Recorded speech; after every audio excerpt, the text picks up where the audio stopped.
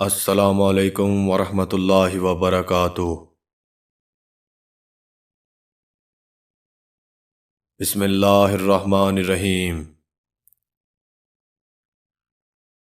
حضرت ابن عمر رضی اللہ تعالی عنہ فرماتے ہیں کہ اگر میں یہ حدیث شریف حضور صلی اللہ علیہ وآلہ وسلم سے ایک دو بار سنا ہوتا تو میں بیان نہ کرتا، لیکن میں نے اس حدیث شریف کو حضور صلی اللہ علیہ وآلہ وسلم سے 7 بار سے زیادہ سنا ہے۔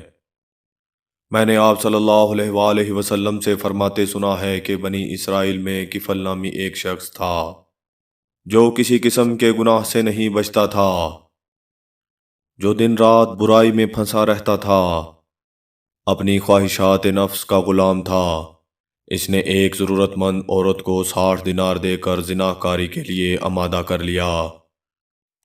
جب وہ تنہائی میں برے کام کے لیے تیار ہو گیا تو وہ عورت بے اختیار رونا شروع ہو گئی، چہرے کا رنگ فک ہو گیا۔ کفل نے حیرانی سے پوچھا کہ اس وقت یہ ڈر اور رونا کیسا؟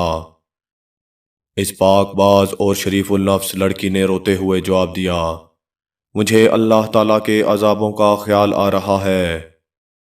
اس کام کو ہمارے خالق نے حرام قرار دیا ہے۔ میں بھی اپنی ضرورت سے مجبور ہو کر اس برے کام کے لیے تیار ہو گئی۔ اب اللہ کا خوف مجھے بے چین کیے دیتا ہے۔ ہائے آج 2 گھڑی کا لطف مستقل جان کا روگ بن جائے گا۔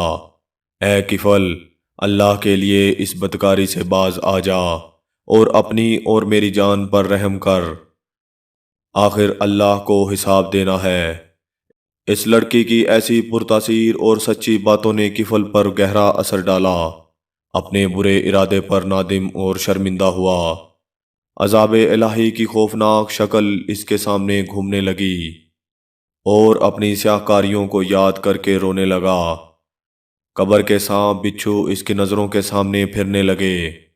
اپنے دل میں سوچنے لگا کہ مجھے تو اللہ کے عذاب سے بہت زیادہ ڈرنا چاہیے۔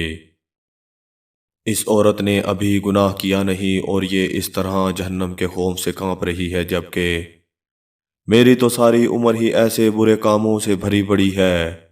چنانچہ وہ کہنے لگا، اے نیک عورت، گواہ رہ، میں آج تیرے سامنے سچے دل سے توبہ کرتا ہوں کہ آئندہ اپنے رب کی ناراضگی کا کوئی کام نہ کروں گا، اللہ کی نافرمانی کا تصور بھی دل میں نہ لاؤں گا۔ میں نے وہ رقم بھی اللہ کے واسطے دے دی۔ اس کے بعد اللہ کے حضور توبہ استغفار کی، یا الہی میرے گناہوں سے درگزر فرما، میری خطائیں معاف کر دے، مجھے اپنے دامن عفو میں چھپا لے، مجھے جہنم کے عذاب سے نجات دے۔ نبی کریم صلی اللہ علیہ وآلہ وسلم فرماتے ہیں کہ اسی رات کفل کا انتقال ہو گیا۔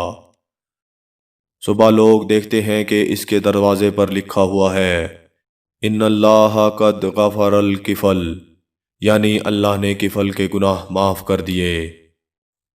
اس واقعے میں اس بے کس و مجبور عورت کا حال ملاحظہ فرمائیں جس نے ابھی گناہ نہیں کیا مگر وہ بید مجنوں کی طرح کانپ رہی ہے۔ یہ اللہ کی نافرمانی سے بچنا اور عذاب کا خوف محض اللہ تعالیٰ کے ڈر اور تقوی کی وجہ سے ہے۔ ارشاد ربانی ہے کہ اور جو اللہ سے ڈرتا ہے اللہ اس کے لیے مشکلات سے نکلنے کی راہ پیدا کرتا ہے۔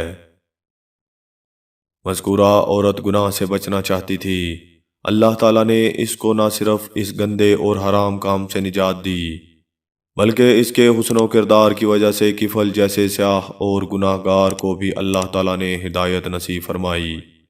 اس کے علاوہ اس کی بخشش کا بھی قدرتی طور پر اعلان کر دیا گیا۔